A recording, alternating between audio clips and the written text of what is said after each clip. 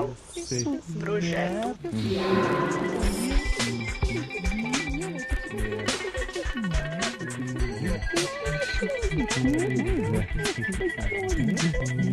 O Projeto Diálogos é de iniciativa e realização do Conselho Regional de Psicologia de São Paulo.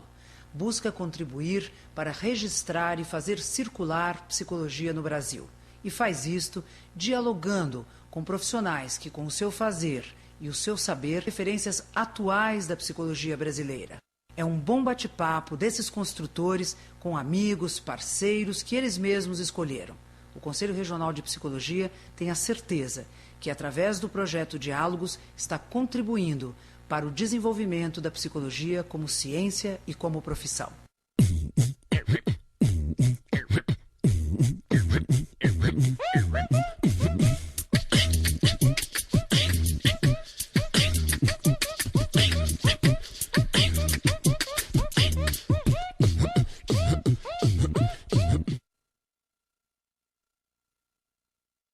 Fazer um pouco a sua história é contar a história, né, da luta pelos direitos da criança e do adolescente no Brasil.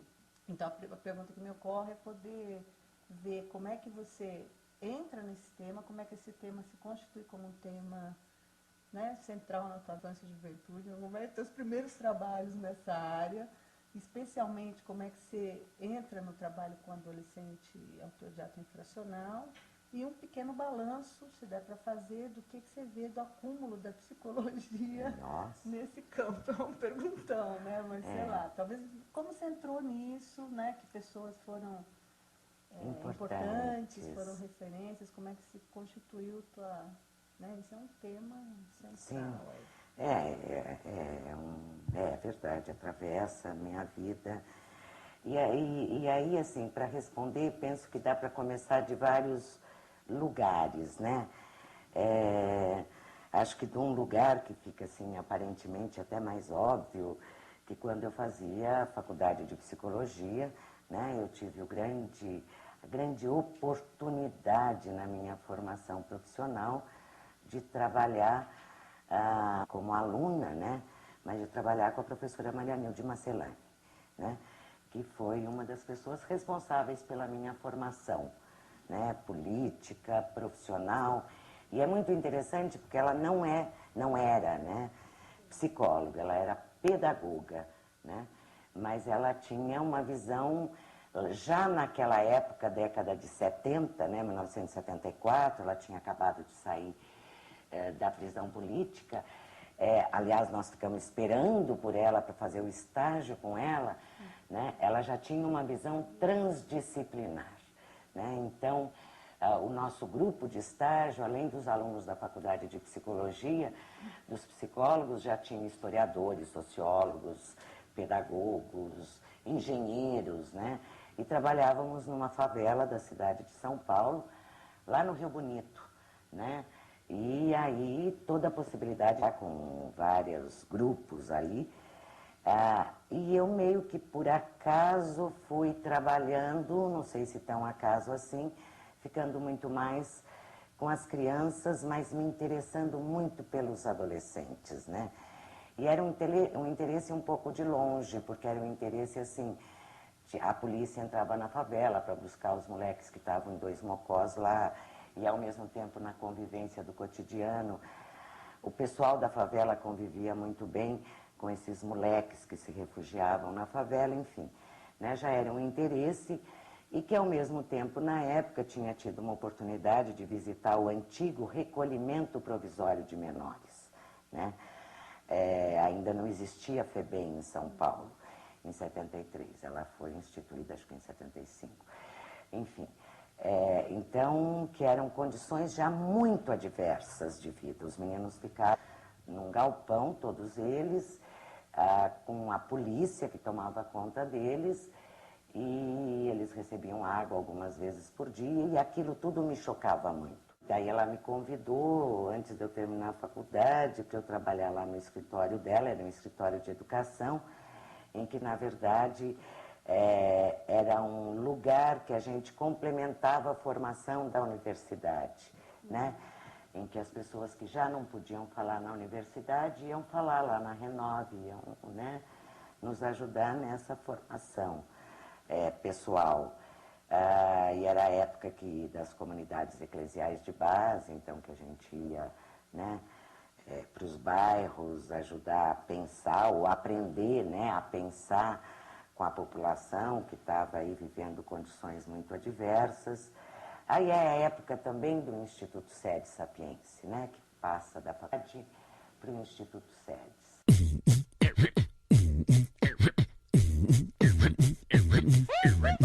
E aí no Instituto Sedes a grande oportunidade de conhecer, né, embora ela era uma figura um pouco mítica, né, acho que até hoje né, na psicologia, na militância política, na resistência a todas as formas, né, de violência, de opressão, que é a Madre Cristina, né? Enfim, uma oportunidade absolutamente, né, fantástica, especial, né? Então, acho que a minha formação, ela se dá nesse veio aí, e ao mesmo tempo dentro da PUC, né, a possibilidade de trabalhar com Silvia Lene. Né? Então, a Silvia Lene que me convidou para ser professora. Eu não tinha terminado ainda o curso, né? Eu ainda era aluna da Faculdade de Psicologia, e ela me convidou. Eu tinha sido monitora de Psicologia Social em todos os anos anteriores e tal, né? E ela me convidou, e a questão da psicologia social eram os fenômenos relevantes, né, que se vivia naquele momento, né? Enfim, acho que aí nessa coisa de ser também professora, né, e também de trabalhar com a Maria Nilde, a questão da criança e do adolescente, aí ela foi aparecendo como uma possibilidade que eu não diria ao acaso, porque eu acho que eu fui procurando isso, né? Mas logo na década de 70 eu tive a oportunidade de trabalhar na FEBEM e com os adolescentes autores de ato infracional, né? Em plena vigência do Código de Menores, né? Quando você encontrava na FEBEM uma grande parte de moleques que eram presos, né, por vadiagem, né, porque estavam andando nas ruas da cidade, então eles chegavam lá com um boletim de ocorrência escrito, né, que era por vadiagem, e uma experiência muito interessante, porque na época se montou uma unidade que eles queriam fazer um projeto piloto, né, de inserção na comunidade dos meninos, isso na década de 70, que era a unidade educacional Desembargador Teodomiro Dias. E naquela unidade era muito interessante, gente, porque quem nos dava supervisão na área de educação era o jovem Júlio Lancelotti, que nem era padre e era funcionário da FEBEM, né? Ele que nos supervisionava na área da educação. E a outra pessoa que supervisionava na área do serviço social era a assistente social Marinês Berrembach, que também era funcionária, né? Então, acho que assim, eu tive lá atrás um começo, assim, acho que muito privilegiado, né, na iniciação de um modo de pensar o mundo, a criança, o adolescente, né? Acho que desde o princípio como uma pessoa com direitos, né? Isso para mim não foi assim algo que depois eu descobri, né? Não era assim, assim. Então, hoje, isso para mim é de uma obviedade, né?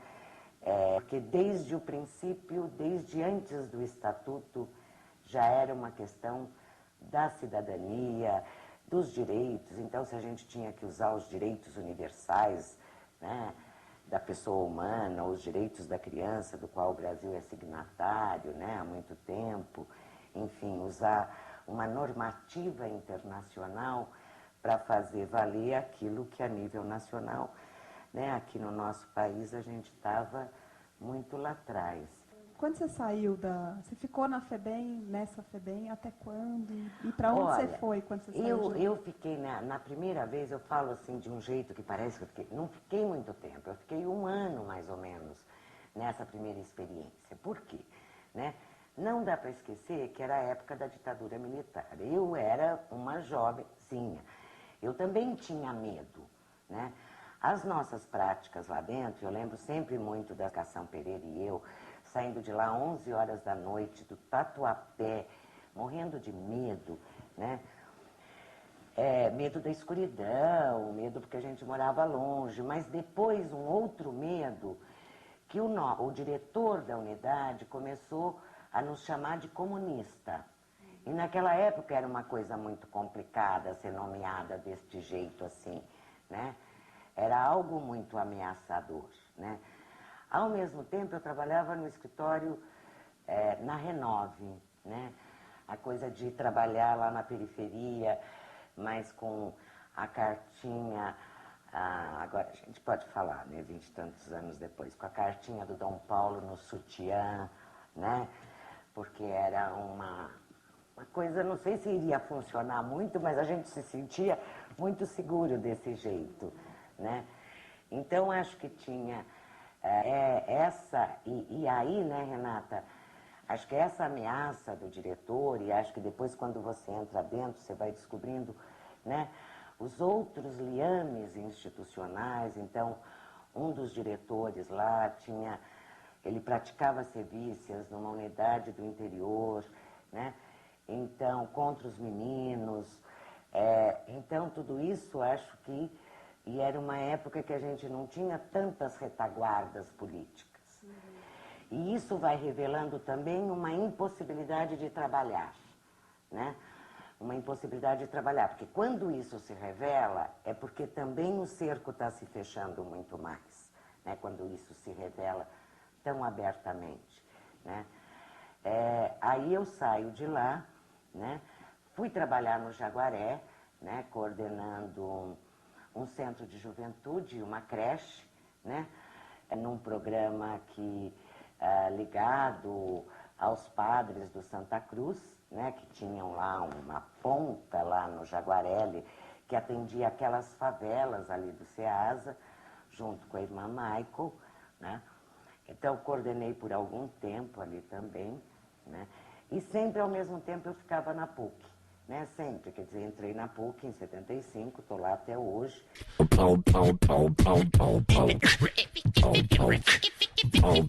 Aí eu volto para a FEBEM na década de 80, né? Que é quando eu encontro a Cristina Vicentim e a gente trabalha junto, né? Em coisas muito difíceis, né? Na unidade de jovens adultos, que eram jovens de 18 a 21 anos, que chegavam assim com um dossiê, com um carimbo desse tamanho, assim, escrito réu perigoso, e que tinha que usar algema para eles saírem de dentro da unidade para ir no dentista, que era no quadrilátero. E foi uma época muito interessante que a Cristina pode contar também. Porque, assim, a gente tinha uma equipe lá no gabinete da presidência fantástica, não é? Porque a presidente da FEBEM era Marinês Berrembá. O seu chefe de gabinete era o Marrei, né? Que estava até outro dia aí num cargo super importante, que eu não lembro o nome, como que é? Fazia parte do gabinete o Paulo Afonso Garrido de Paula, que depois foi, agora há pouco tempo, coordenador das curadorias gerais aí da área da infância, né? A gente tinha luxuosamente como consultor político Emir Sader, né? Então a história das algemas era fantástica, sim, tinha a história de usar algema e essa equipe toda ficava lá, né? Com a história de que, imagina, a questão, um era da Comissão Teotônio Vilela de Direitos Humanos, o outro também, e a gente era absolutamente provocativo, né? Então a gente mandava as cartinhas lá para a presidência para eles se posicionarem, né? Porque a gente também não queria assumir sozinho, né? A questão do uso da algema, enfim. E acabávamos, né, juntos enfrentando o desafio, né, de tentar trabalhar com dignidade, né, sem esquecer do valor da liberdade, né, com meninos que estavam, eu diria, extremamente presos, né, presos porque tinham uma sentença, e na época do Código era uma sentença, e estavam presos porque a gente trabalhava numa unidade que não tinha janelas, que não tinha a luz do sol, nem para os meninos e nem para a gente. Como é que essa experiência ilumina ou redimensiona outras experiências profissionais tuas, por exemplo, com a clínica, com a própria trabalho de formadora, de ser educadora, de formar, né? Ou seja, a pergunta é como é que essa experiência tão radical, né, de recusa à violência, né, de uma intolerância em relação a isso, colore outros aspectos da tua vida como terapeuta, como professora. Acho que como professora é muito visível. Por exemplo, na PUC eu estou fazendo uma coisa que eu gosto muito, que é a questão da supervisão de estágios, né? Que é onde você vê o aluno começando a descobrir, né, a se perguntar, a olhar, a temer, a se emocionar, né? E é interessante porque é como se, de algum modo, eu pudesse reviver de novo, ou usar a experiência vivida para acolher, né, para acolher o temor. Então, por exemplo, hoje em dia, a realidade da violência ela está muito maior, né? Esse ano eu vivi uma situação na PUC que eu nunca tinha vivido antes. 2 alunas foram para fazer estágio lá na Turma da Touca, numa creche que fica numa das regiões que é conhecida, sabida estatisticamente, Secretaria da Segurança e tal, mais violentas da cidade, que é na região do Jardim Ângela, né? E elas voltaram e disseram que elas não dariam conta, né?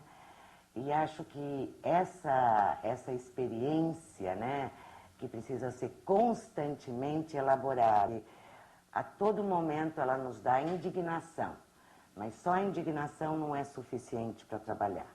Depois da indignação, da emoção, tem que ter o pensamento, mas tem que estar guardada a possibilidade de se emocionar, porque senão a gente ou endurece, ou enlouquece, ou enfim, a gente não serve mais para trabalhar, né? Então, a possibilidade de compreender, né? Eu acho que de compreender e de, ao mesmo tempo, ter aquela meta, né? Que é um compromisso, eu acho que mais do que como psicóloga, ou mais do que como psicanalista, ou mais do que como professora, eu acho que é um compromisso meu inteira de tudo isso, né?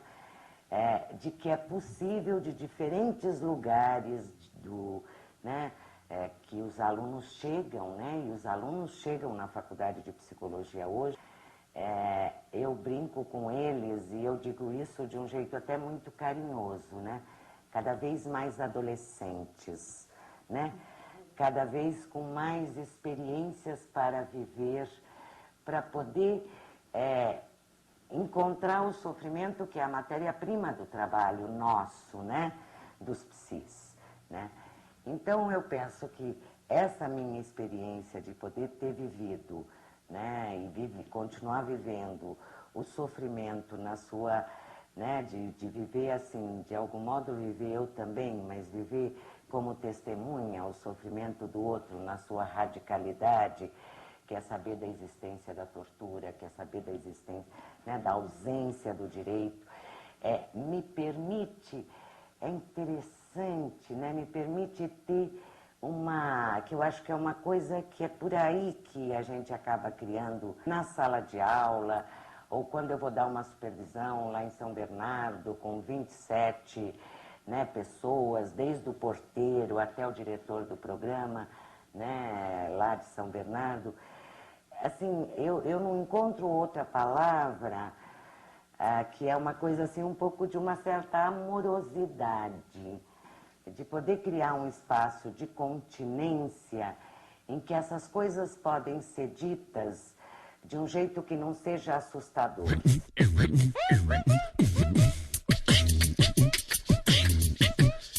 Muitos projetos ainda para frente, né? Projetos para os 50, projetos para os 60, para os 70, né? Eu vou pondo assim, que é a coisa de escrever, né? Então, eu acho que a coisa do escrever, para mim, né? Ela também é um jeito de elaborar tudo isso, né? E quando você pergunta da clínica, é uma coisa interessante. Eu cheguei na clínica através da instituição.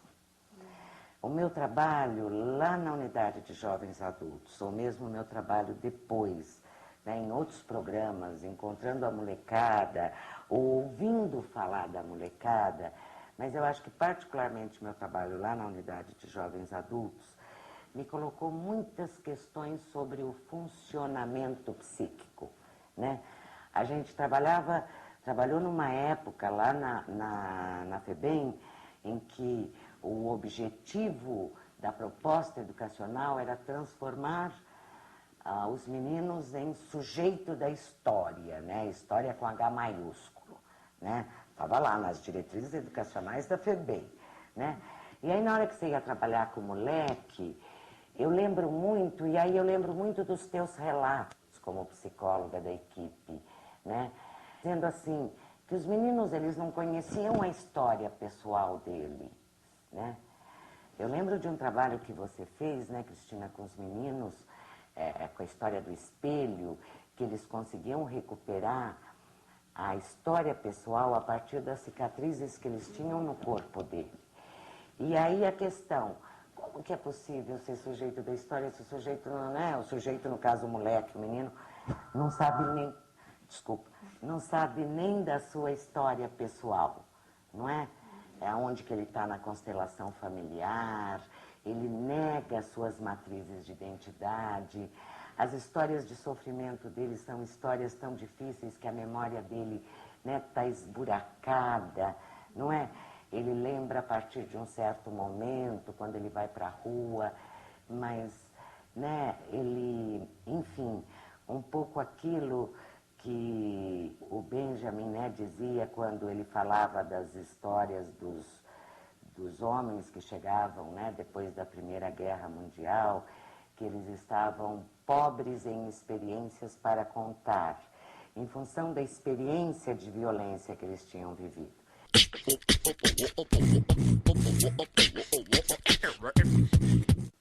Porque era a possibilidade de fazer uma coisa da sociologia com a psicologia. Eu tinha estudado Reich depois, né? Então ele falava, né, da questão, então, né, enfim, toda a análise da juventude, da família na Alemanha nazista, que me dava alguns elementos para o trabalho, mas muito poucos, né? Aí eu descobri o Winnicott, né? E foi por aí que eu acho que eu fui, e depois eu descobri o Freud propriamente dito, né? E aí, o pai de todos, e aí é que eu fui estudar um pouco mais e fui descobrindo que na clínica eu teria a possibilidade de fazer uma coisa, né, que eu acho que eu sempre fiquei assim, no conhecimento, a sociologia, a antropologia, a história, a economia, a psicologia, né, aí eu pude, porque a prática clínica exige uma profundidade, né, no olhar, no conhecer e no escutar. Eu posso ir percebendo, porque minha prática clínica continua, né, todas as vicissitudes do humano, né, que estão na instituição, estão na clínica, estão dentro de cada um de nós, né, que o limite do sofrimento é muito, né, muito esgarçado, né, ele sempre se amplia. Eu pude, com a clínica, com os preconceitos, né, de que a psicologia devia ser só para os pobres, né, a psicologia comprometida, mas que ela deve ser para todos. Um prazer, Lúcia, a gente estar aqui hoje com essa conversa, relembrando um trabalho seu de 20 e tantos anos atrás.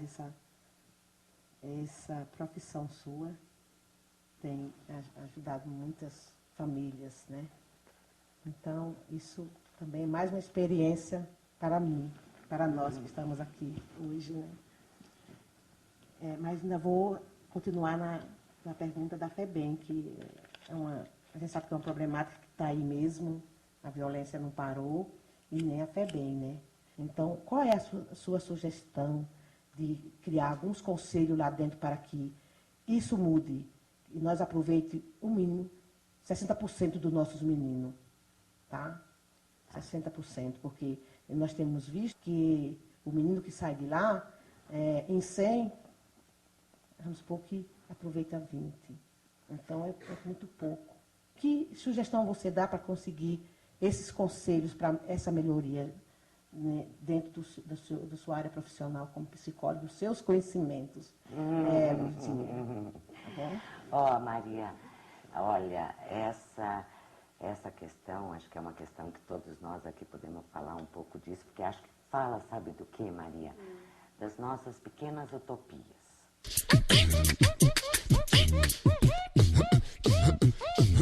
Eu penso que é uma coisa para muitos. Para muitos. Essa é uma tarefa para muitos, que na verdade eu penso que passa por construir um projeto de sociedade mais acolhedor para todos, inclusive para os adolescentes, né? Particularmente adolescentes autores de ato infracional, que são, né, vistos pela população em geral, pelos meios de comunicação de massa, por setores do Poder Judiciário, do Poder Legislativo, e eu diria mesmo por setores dentro da própria psicologia, não é? Eles não são vistos como adolescentes, eles são vistos, na verdade, como infratores.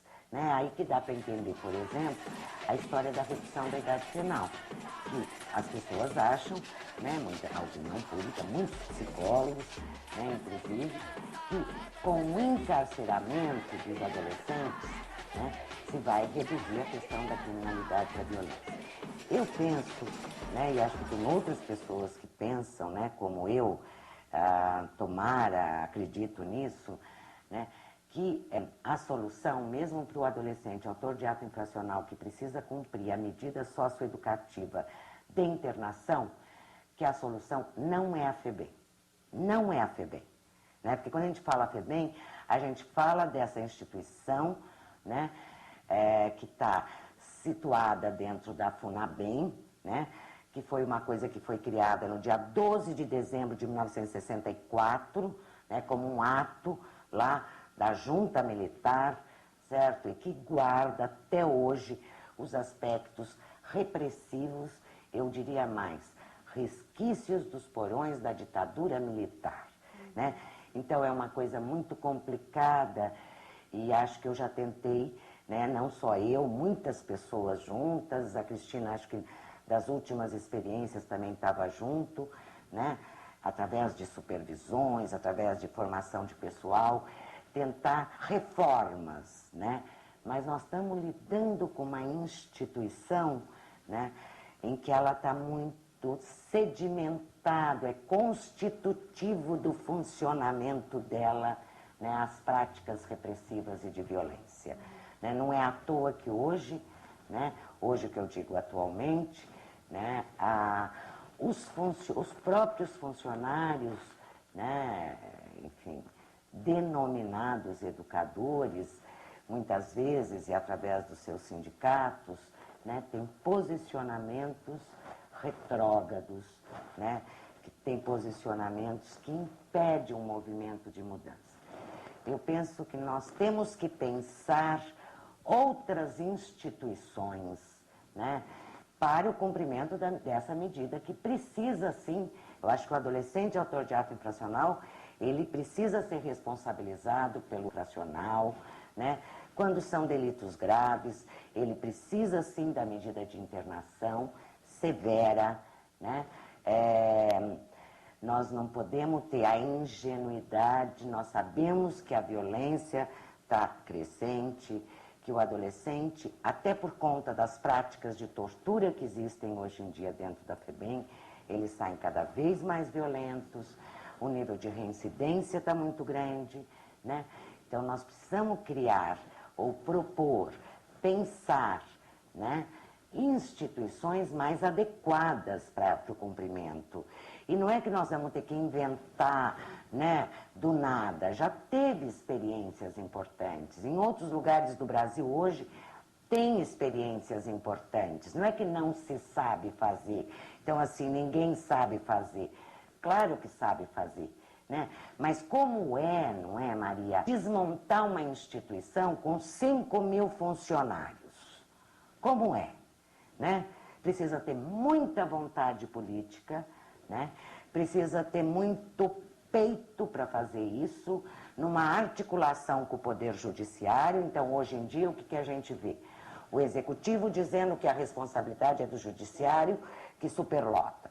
O Judiciário dizendo, né, ou o sistema de justiça, no caso o Ministério Público, indo lá e denunciando. Quer dizer, nós precisamos de uma articulação de todos num projeto. E mais, precisamos sim, né, de programas que deem conta das outras medidas socioeducativas, né, de um jeito decente, e não como uma pequena experiência que atende 20 meninos lá no Ipiranga. Uma experiência fantástica, mas quantos? 20, 50, 80? Quantos têm liberdade assistida hoje em São Paulo? Milhares, né? Então nós precisamos de um programa a nível municipal, né? Não dá para ficar fazendo mais experiências, né? E é interessante porque o pessoal de São Paulo vai dar palestra, falar como faz, fazer planejamento estratégico, num monte de lugar do Brasil, né? E você tem um monte de cidades do Brasil que isso já está municipalizado, que isso já está acontecendo, não como uma pequena experiência, mas como um trabalho efetivo para todos, né? Você pega Belo Horizonte, por exemplo, né? A medida de liberdade assistida, ela é uma medida para todos os adolescentes do município, né? São Paulo, setembro de 2001, né? Qual a proposta de municipalização dos programas, né, na área da infância e adolescência? Onde estão? Cadê? Né? Quer dizer, então não é ao mesmo tempo falta de pessoas que pensam, né, que planejam, que têm experiências vividas já, né? Tem algo aí que se dá, né? E que às vezes eu fico pensando que é da ordem, né? Posso ser muito psicanalista na hora de responder isso, você me desculpa, mas eu fico pensando que às vezes é algo da ordem da perversão ou do cinismo, né? Que as coisas, quer dizer, nada toca, nada altera de fato, né? Todos, então, as comissões de direitos humanos, o CONANDA vem aí, a Anistia Internacional, o Alto Comissariado da ONU, a Comissão de Direitos Humanos da CAU, nós aqui do CRP, o ILANUD, a ABRINC, o CEMEAR, enfim, né, a turma da Toca se mobiliza em torno das questões, mas nada se altera.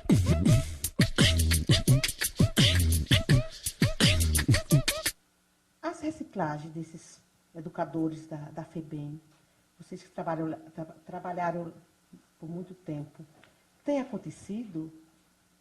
Eles têm esse treinamento para saber educar os nossos jovens que estão lá, nossos adolescentes? Nesse momento, eu não acredito mais em reciclagem. Não.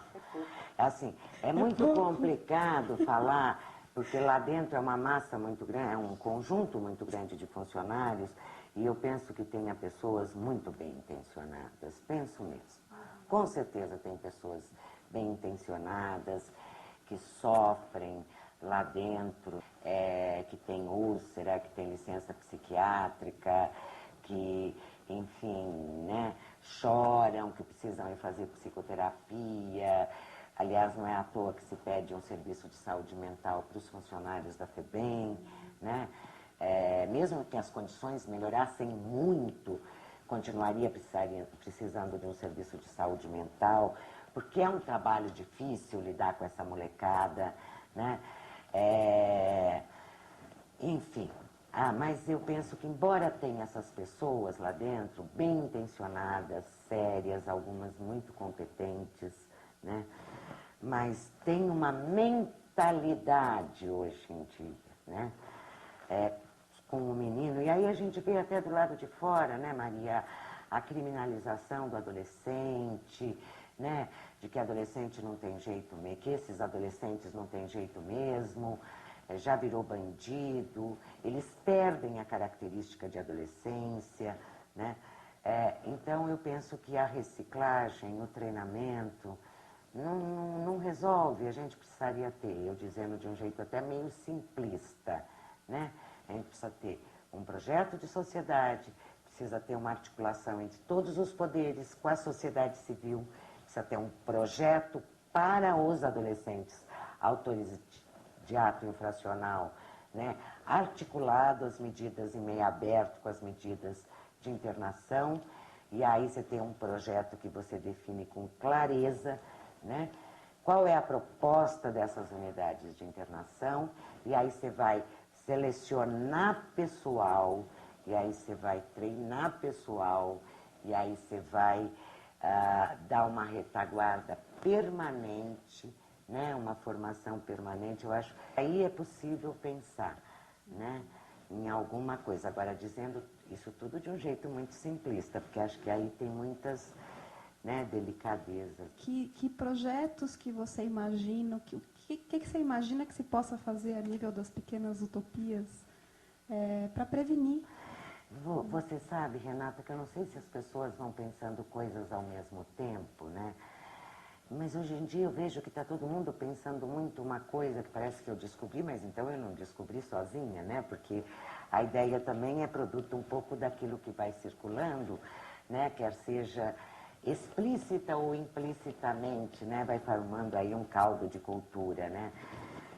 E acho que eu falo caldo de cultura justamente porque cada vez mais eu penso que o trabalho com os adolescentes, com os jovens, ele tem que ser um trabalho, né, na referência da cultura, né? Eu acho que durante muito tempo eu também acreditei que a questão da profissionalização, a questão da preparação para o trabalho, né? Hoje mesmo eu lia lá a proposta de municipalização para São Paulo, e aí estava escrito lá, de 14 a 18, profissionalização. Aí eu fiz um ponto de interrogação. Eu falei assim, por que profissionalização? Só porque eles são pobres? Né? Porque para os adolescentes que não são pobres, a gente não pensa em profissionalização dos 14 aos 17 anos. A gente pensa em eles terem acesso às outras benefícios da cultura, né? Aprender uma língua, aprender informática, aprender dança, música, um instrumento, né? Viajar, fazer acampamento. Por que nós não podemos pensar, né? Isso também é a questão da cultura. Então, é poder pensar a educação, né, Renata, no seu sentido mais amplo, que não é só escolarização, que não é só informação, que não é só profissionalização, né? É dar para ele o acesso à cultura e, ao mesmo tempo, canais, possibilidades dele se expressar, né, culturalmente. Eu penso que esses movimentos que estão surgindo aí na periferia, né, esses movimentos culturais, né, são muito interessantes se a gente começa a conhecê-los mais, porque eles são muito agregadores desta molecada, né? A gente acabou de fazer o evento lá no Sesc Pompeia, né, lá da premiação do concurso contra a redução da idade penal. E eu penso que é emocionante ver, né, foi emocionante ver aquela molecada, assim, primeiro a cultura, né, que são as várias possibilidades de expressão.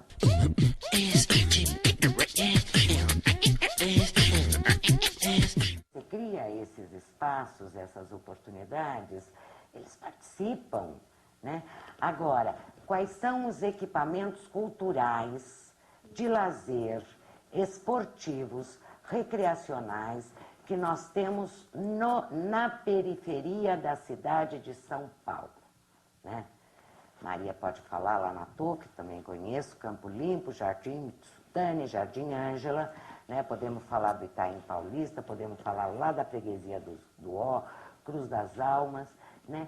Não tem serviço de saúde, não tem um equipamento de lazer, de cultura, de esporte. Eu acho que as secretarias têm que fazer um levantamento de qual é a população de 12 a 18 anos, onde que ela está no município e que equipamentos tem lá, né? Que incrementem um outro tipo de participação alternativo à participação no tráfico e à participação na quadrilha.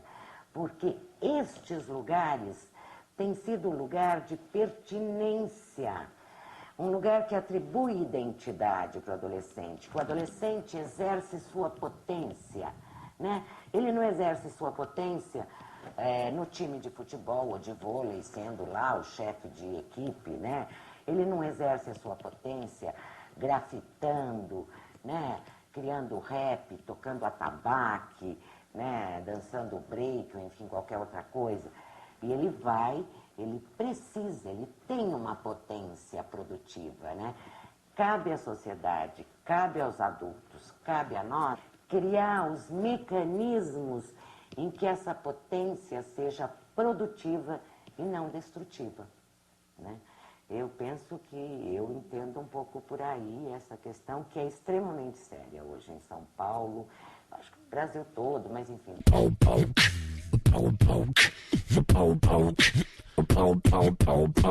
Como é a favela de Heliópolis, como é Cruz das Almas na freguesia do Ó, Vila Brasilândia, como é Jardim Ângela, né? Como é Itaim Paulista. Na hora que você pega esses bolsões, né?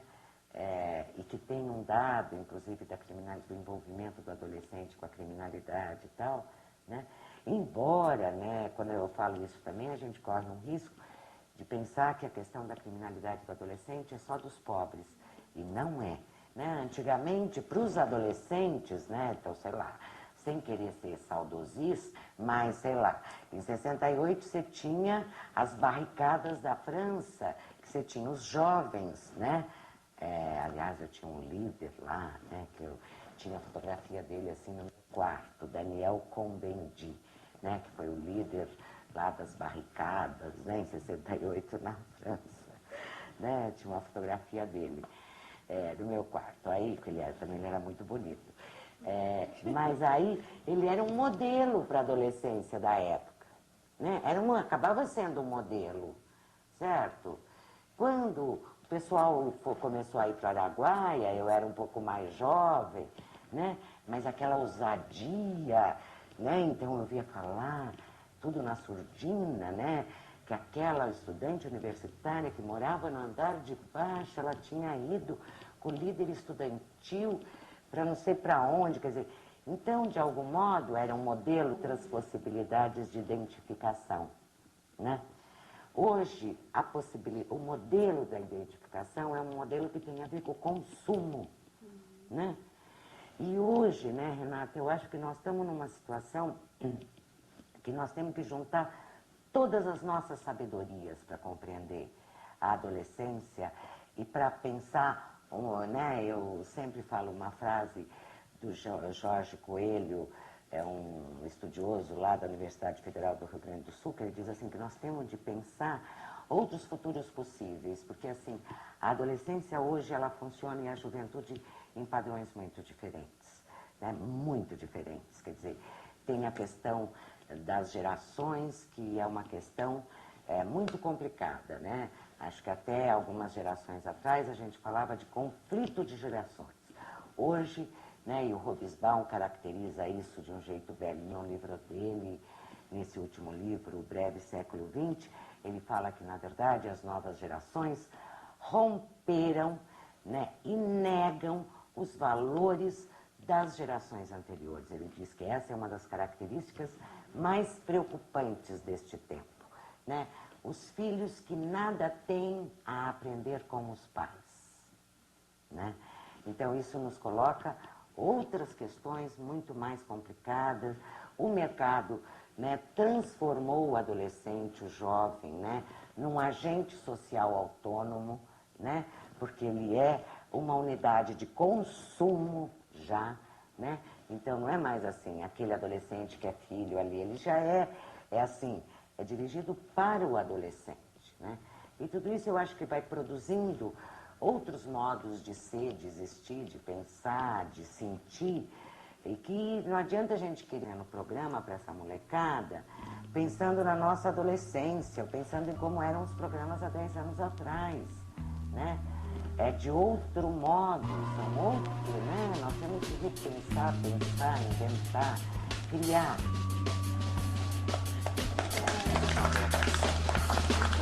Aqui periferia é sobreviver na guerrilha, é pra quem vive a vida e nunca se intimida, não. Não sou a morte, chega de armas e de meter marra, Isso causa espanto, diga quem passa um pano, visando os manos, pois quem cagueta é ganso. Eu quero é mais, você é pilantra, rapaz, sou a favor da paz, por isso fico longe de a favela é lá pra baixo, por ali só tem barraco, todos sobreviventes, da criançada ao viciado, se quer cachaça pra beber, aqui tem, se quer uma erva pra fumar, tem também. Uma parte tiazinha segurando a onda, orgulha a massa e joga fora, é responsa. Mas se quer pedra e coca, como vinho vem, armamento de primeira também tem. E de onde vem, eu não sei. E de onde vem,